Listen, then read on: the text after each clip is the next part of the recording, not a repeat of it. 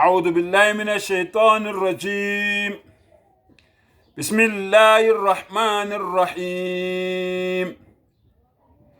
فذكر إنما أنت مذكر لست عليهم بمسيطر إلا من تولى وكفر فيعذبه الله العذاب الأكبر إن إلينا إيابهم ثم إن علينا حسابهم صدق الله العظيم. Ngicela uAllah angivikele kusathane ongathandwa egameni lika Allah onomusa onesihawu. Bakhumbuzeni ngempela nina kufanele ukuthi nibakhumbuze, ningabakhumbuzi babo. Ningakhathazeki ukuthi bayanilalela noma abanilaleli, akudoko ligayelwe nina lelo. Okwenu ukuthi nibatshele umlayezo njengoba unjalo. Uma benganilaleli bephenduka bebheka le benithuka bekhuluma konke kubi ngani, akudoko ligayelwe nina lelo, khululekani. Kodwa bona abenze njalo balinde isijeziso esibuhlungu. Ngoba ngelinye ilanga bayathanda abathandi, ngelinye ilanga bazobuya beze la kumdali, bazobuyela kumdali, bazofa, bazodlula kulomhlaba babuyele kumdali wabo. Emva kwaloko umdali uyena oyobehlulela ngokwezenzo zabo. Umdali usho njalo ke kuQuran. Layelani ke bafowethu, lo okhulumayo umdondoshiya umqangabhodo wasemambatheni, ushanda wakha ngomqangabhodo abafokazane bakha ngotshani, uswahla lensizwa igcoka amancwasimende uqobolayo nawe uyayibona. Kini ke nina ke eningitshela ke ngamazinyami la ashodayo.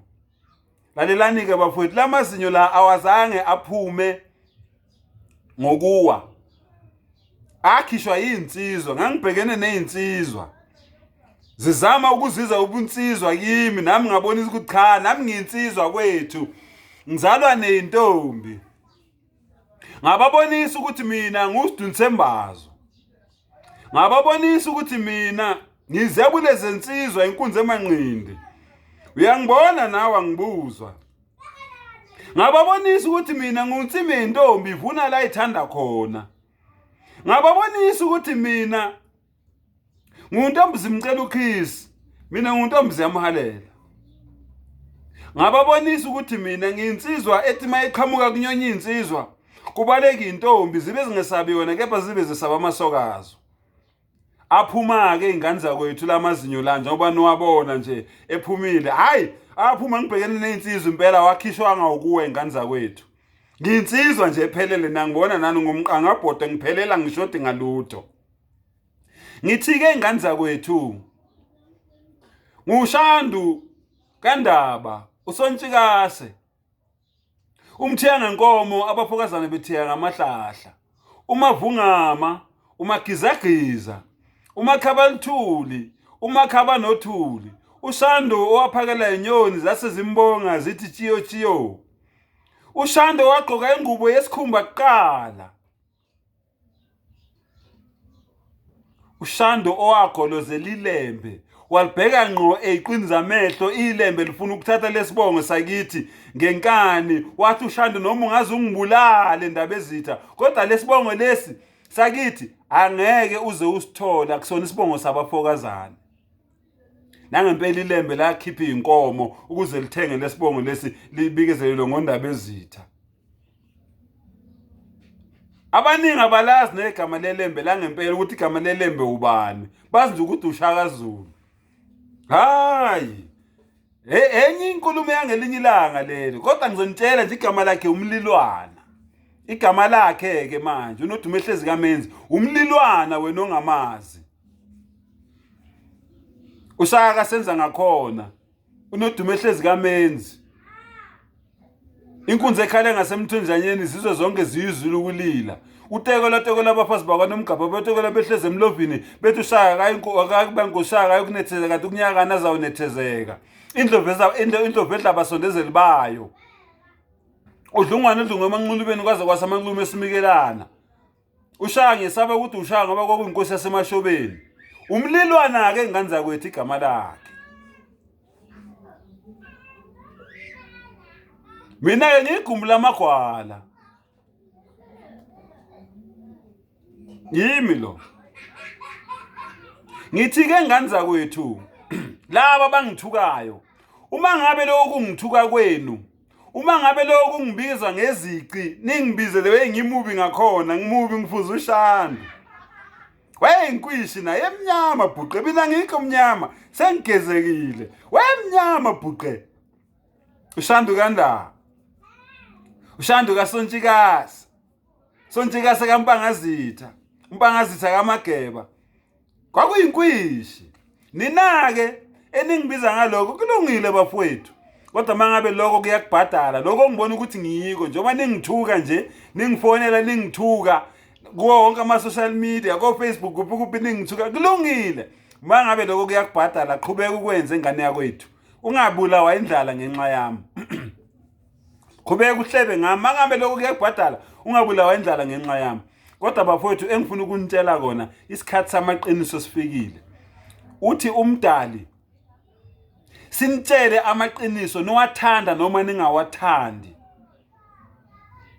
okwethu ukuthi sinitshele sinidlulisele lo mlayezo ubalulekile kudlaliwe ngathi isikhathi samaqiniso manje ukuthi mawavele uma ngabe nisilalela noma ningasilaleli kulungile akudoko eligayelo thina lelo kusho umdala kusho mina uthi kodwa laba bangalalelanga balindwe iJesu esibhlungu ngoba ngelinye ilanga bazodlula kulomhlaba babuyele kuye lo mdala bamdelelayo umdali uyena ozobehlulela ngokwemisebenzi yabo layelani ke bafowethu njengoba ngila ku social media angizange ukuzoncenga umuntu angizange ukuzobhambatha imizwa yomuntu cha bafowethu ngizonitshela iqiniso njengoba linjalo ngiyazi vele iqiniso abantu abathanda ukulizwa ngizonizwisa lona ngenkani angeke ngikutshele le wena ofuna ukuyizwa ngizokutshela kodwa le wena okufanele ukuthi uyizwe ukuthi wena muntu wakithi wena ulahlekile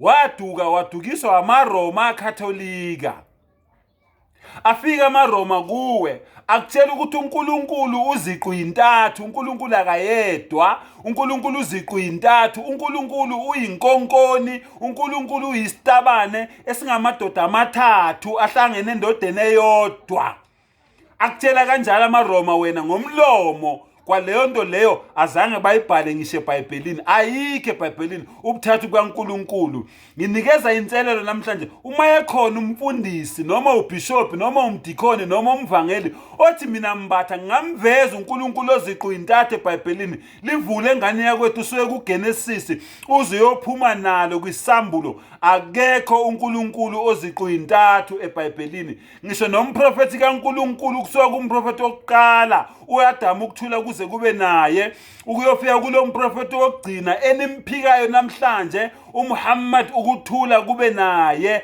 akukho lapho uJesu uYeshua lo esenimbiza ngoJesu namhlanje ake wafundisa khona ngobuthathu bukaNkulunkulu akukho lapho uNkulunkulu eBhayibhelini ethi mina ngiziqu zintathu anothi mani ngikhonza nithi emagameni amathathu akukho lokho eBhayibhelini akukho lapho uYeshua lo esenimiza ngoJesu ekhuluma khona ethi mina ngingowesibili ebuthathwini bukaNkulunkulu akukho lapho uNkulunkulu ethi mina ngowokuqala akukho lapho uJesu ethi mina ngowesibili ebuthathwini bukaNkulunkulu akukho lapho kukhuluma khona umoya oyingcwele ethi mina ngingowesithathu ebuthathwini bukaNkulunkulu okokuqala kwalawo umoya oyingcwele lo yanwazi ngitsheleke namhlanje ukuthi umoya oyingcwele ubani uGabriel ingilosi uGabriel uyena moya oyingcwele lo uNkulunkulu ayemthumela kubo bonke abaprofeti bakhe Akukho-ke la simthola khona uGabriel ethi mina ngingomunye wobuthathu bukaNkulunkulu, uJesu athi mina ngingowesibili ebuthathwini bukaNkulunkulu, uNkulunkulu athi mina ngiwokuqala ebuthathwini bami. Akukho lapho. Uhubhu kaBhejane sishawa ngempi iphindiwe. AmaRoma akatholika adlala ngathi,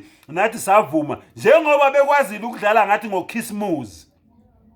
Bathi uKhisimusi ilanga leyi-25 ikaDisemba yilanga uJesu uYeshua indodana kaMariya azalwa ngalo. Amanga alihlaza cwe. Mabeqeda bayabhala futhi eBhayibhelini mawuya encwadini kaLuka 1 ivesi 26 ithi ingilozi yafika entombini uMariya owayemiselwe uJosefa ngenyanga yesithupha onyakeni. uJuni loyo ingane zakwethu akuyena uDisemba.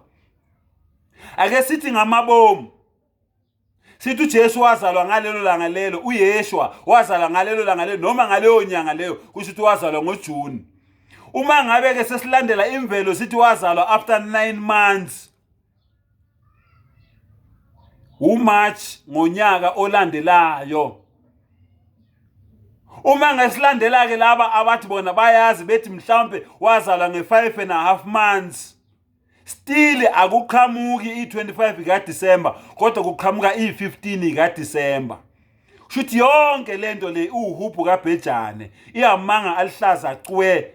Basengela ezimithiyo amaRoma akatholika. Namhlanje ke wena ozazi ukuthi wena ungumKristu, ukhonza uNkulunkulu oziqu intathu, ukhonza uNkulunkulu oyisitabane, ukhonza uNkulunkulu oyinkonkoni, uNkulunkulu ongamadoda amathathu emntwini oyedwa, isitabane leso, inkonkoni. Namhlanje ngikhuluma nawe ngithi vuka emaqandeni ubone iqiniso njengoba linjalo. Isikhathi samaqiniso sifikile. Adlalile amaRoma ngathi mawungangikholwa ngena kuGoogle bese ubhala ukuthi what was the original name of Jesus? Uzobona uYeshua akuyena uJesus. Bese uyaphinda uthi what was the original name of God? Uzobona uYahweh akuyena uJehova. uJehova noJesu izilwane ezimbili esingazazi ukuthi kwakuyilwane bani ezakhandwa amaRoma akatholika zalethwa kithi thina ndle emnyama ngoba befuna ukuthi siphambane noNkulunkulu. Mawufunda incwadi yabaLevi 26 uNkulunkulu uthi maniphambana nami nenza engingashongo ukuthi nikwenze, nikhonza abanye onkulunkulu ngaphandle kwami, nami ngiyakumelana nani, ngiphambane nani, ngehlisele kini zonke iqalekiso. Uyiqale lapha kulokuza noku14 uzozizwa iqalekiso uNkulunkulu akhuluma ngazo azozenza empilweni zethu uma siphambene naye. AmaRoma akatholika enza ngamabomu namhlanje bayaconfessa. Ngena ku YouTube uye lapha ku search bese uyabhala ukuthi 2000 years of lying to people. Kukhuluma uPope yena ngomlomo wakhe econfessa ekhipha ubufakazi obuqanda ikhanda ukuthi badlale ngathi thina ndle emnyama. For more than 2000 years bedlala ngathi ngoba babefuna ukwenza imali ngathi. Obana bathenga ama crossbuns ngo Good Friday, bathatha uflower benza ibhanti bese bathi asensugar balibhala isiphambano. Namhlanje mawuye Woolworth lelo bhanzi lelo zolithola lu7 rand noma lu8 rand, kodwa ngeGood Friday lu50 rand. Ubani isilima lapho? Umuntu wakithi omnyama ngoba etshela ukuthi udla isiphambano sika Jesu. Badlala ngawe bayakukhohlisa. Obana abathenga inhlanzi abashaya ama stock out of fish ngeGood Friday. Kungani ungayithenga ifish namhlanje? Why uyithenga ngeGood Friday? Kwakona lelanga lithi Good Friday lisho ukuthini? Ithi ngikutsheleke namhlanje sihlobo sami ukuthi iGood Friday isho ukuthini. iGood Friday isho ukuthi uLwesihlanu oluhle kumaJuda namaRoma ngoba kulapho bona ibusiness yabo ihamba kakhulu ngakhona, ihanjiswa abantu abamnyama bethenga ama crossbuns kuzo zonke izitoro ezithengiswa ama crossbuns, bethenga inhlanzi ofish kuzo zonke izitoro ezithengisa ufish. iGood Friday ke kubo wena kuhle ngani kuwe ngoba kwakubulawa inkosi yakho phela, kwakubulawa uNkulunkulu uNkulunkulu wakho wena lo omkhonzayo kuhle ngani ke kuwe ngoba amaJuda sekutshelile ukuthi kubo kuhle ngoba abantu bamnyama baphenduka iphukuphuku bahambe bayosupporta amabhizinisi wamaJuda uye kumfweni la elokishini ethengisa enesiphaza angeke uze usupport isiphaza sakhe ngoba wena unomona kodwa uzosuka la uhamba yemall uyothenga icrossband athi u8 rand uyoyithenga ngo50 rand iphi ingqondo umuntu wakithi iphi ingqondo vula ingqondo umdala uyabuza afalata aqiluni iphi imqondo yenu kungani ningasebenzisa imqondo kudlalwa ngathi kudlaliwe ngathi namhlanje umuntu wakithi ngizokuvezela ubunye bukaNkulunkulu encwadini yakho le wena oyifundayo enganabo ukuthatha bukaNkulunkulu lobu wena obukhonzayo lobu wena obulandelayo lobu unkonkone bukaNkulunkulu lobu sitabane bukaNkulunkulu wena obulandelayo uyamthuka uNkulunkulu mawuthi mawukhuleka uthe emagameni amathathu elikayise lendodana lamoya oyingcwele uyamthuka uNkulunkulu mawusho njalo uNkulunkulu uthi ungaliphathi ngeze igama lami angeke ngikuyeke ngiyokubeka icala vula amehlo ke ngane yakwethu namhlanje ngigeqa amagula ngizokuvulela namhlanje ngizokutshela amaqiniso njengoba enjalo uwathathe mawungawathathi angikhathalele kuthenjwa ungithuke futhi mawufuna ukungithuka njengoba seniqalile nje ningithuka angikhathalele kuthenjwa kodwa ngithi wena okhoza uNkulunkulu oziqintathu wazi ukuthi ukhoza uNkulunkulu oyisitabane ukhoza uNkulunkulu oyinkonkoni futhi uyamthuka uNkulunkulu ngokusho kanjalo lesinkwa sakho semhlanga emihla uJesu uthe mawuzocela lesinkwa semhlanga emihla ungathi mawukhuleka uthe emagameni amathathu kodwa wokhuleka ukuthi babothe sezulwini kodwa ngoba uNkulunkulu emuhle enomusa onesihawu uyakunika leso sinkwa sakho semhlanga emihla uyakunika lawo manzi akhe layo usakiye ukuthi usebenzise lawo mehlo akhe usakiye ukuthi usebenzise lolo limi lwakhe omthuka ngalo usakiye ukuthi usebenzise lo mzimba wakhe lezo nyawo zakhe lezo zandla zakhe ophuma ngaso wena uhamba uye kwakho uye enhlanganweni lapho nifika khona nihlangane ngokuthi nithukane noNkulunkulu lokho nimbiza ngenkonkoni lokho nimbiza ngesitabane usakunikeza ngoba yena umusa wakhe awunamkhawulo namhlanje ngithi vula ingqondo vuka emaqandeni ubone iqiniso njengoba linjalo lalela ke ngane yakwethu lalela sihlobo sami uma uvula incwadi kaExodus 20 uqale ku1 ufike kuverse 3 uzothola uNkulunkulu ekhuluma ngobunye bakhe sonke siyazi leyo ncwadi leyo yemiyalelo 10 bese uya kuDeuteronomy 6 kuverse 4 uzothola uNkulunkulu ekhuluma ngobunye bakhe bese uya futhi Deuteronomy 6 verse 4 uthi uNkulunkulu lalela Israyeli uNkulunkulu wenu munye uNkulunkulu oyedwa Deuteronomy 6 verse 4 bese uya kuIsaiah 43 verse 10 uthi uNkulunkulu ngaphambi kwami akekho omunye uNkulunkulu owayekhona kanti futhi akekho omunye uNkulunkulu ozobe ekhona emva kwami yimi mina uNkulunkulu engihlala ngikhona yimina ungikhona engiyohlala ngikhona ngangikhona ngiyohlala ngikhona angeke akukho lapho engiyophelela khona mawuya kuIsaiah 43 verse 10 uthi before mina akekho omunye uNkulunkulu owayekhona akekho futhi ozoba khona uye kuIsaiah 43 verse 11 mina nginguNkulunkulu akekho omunye uNkulunkulu okhona ngaphandle kwami akekho omunye uNkulunkulu osindisayo ngaphandle kwami lensindiso mntana sekhaya oyiclaimayo wena ula emhlabeni ayikho insindiso ekhona la emhlabeni insindiso yeqiniso insindiso yomuntu ozophepha ukuya emlilweni wesihogo abese engena ezulwini laphakade aphile ngokwethaba aphile kamnandi ezulwini laphakade nayo ke insindiso lensindiso nini elithi nisindisiwe eniclaima la emhlabeni insindiso yezeleze uyantshela uPaul mawuya lapha encwadini yabaseKorinte uthi uPaul intshumayelo yethu iyize nokukhola kwenu kuyize nina ke ensashumayela ngeentshumayelo zikaPaul uthi uPaul kwayena wayeshumayelize nawe wena ososhumayela intshumayelo zikaPaul ushumayela ize nalabo abakholelwa kuwe bakholelwa ezeni uthi mayeseqhubeka uPaul uthi nalabo abafa asebabhubha bekuKristu babhubhile bayekubhujisweni kusho uPaul ngomlomo wakhe uyifunde isencwadini yabaseKorinte Yena lo Paul loyo wayenikhohlisa wayomroma wathi mayesebona ukuthi ukufa sekuyasondela wabona uPaul ukuthi angeke ngife neqiniso ngilazi waliveza iqiniso wathi bonke laba abakholelwa kuJesu ukuthi uJesu wavuka bangofakazi bamanga ngoNkulunkulu ngoba ubufakazi baloko uma ngempela uJesu wavuka nabantu phela abafayo abafe bavuke kusho uPaul ngomlomo wakhe wena ke osakhulela kulo hubhu kaBhejane abasakusengela ezimithiyo bethi uJesu wavuka vuka emaqandeni uPaul usekulahlile uPaul wakuthatha wakulahlela egeheni lomlilo wakulahlela esihogweni walikhuluma yena iqiniso njengoba linjalo ingcapha manje isele nawe uma ufunda incwadi AbaHebheru 9:27 ithi umuntu umiselwe ukuthi afe kanye emva kwaloko ukahlulelwa manje wena lo othi uJesu wavuka wathi sevukile wahlulela ubani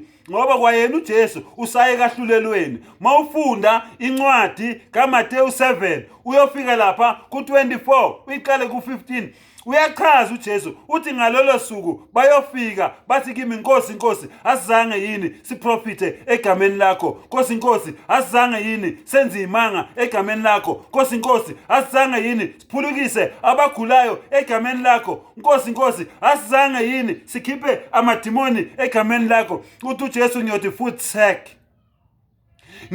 sek ukuthi futhi ke bafowethu inhlamba egoli akuyona inhlamba leyo mawuqoshinja uyisusa lemnyango is an Afrikaans word means futhi get out phuma so uJesu uthi ngiyothi futhi sukani phumani sukani la eduze kwami angizange nginazi hambani niyela kade nisebenzela khona yingani uJesu ekhuluma kanjalo uthi akubona bonke abathi Nkosi Nkisi abayobona umbuso wezulu kodwa abathi Nkosi abathi abayobona umbuso wezulu kodwa oyobona umbuso wezulu owenza intando kaBaba ngabe kamele wenze intando kaNkulunkulu then uyobona umbuso bezulu ukuloku khonza uJesu Nkosi Jesus is the Lord angeke ulibone izulu kodwa uyesihogweni wena owenza intando wena koyobona izulu usho njalo kuJesu lalela ke ngiqhubeke uma ufunda incwadi kaIsaiah 44:6 uthi this the Lord King of Israel ngempela uNkulunkulu kaIsrayeli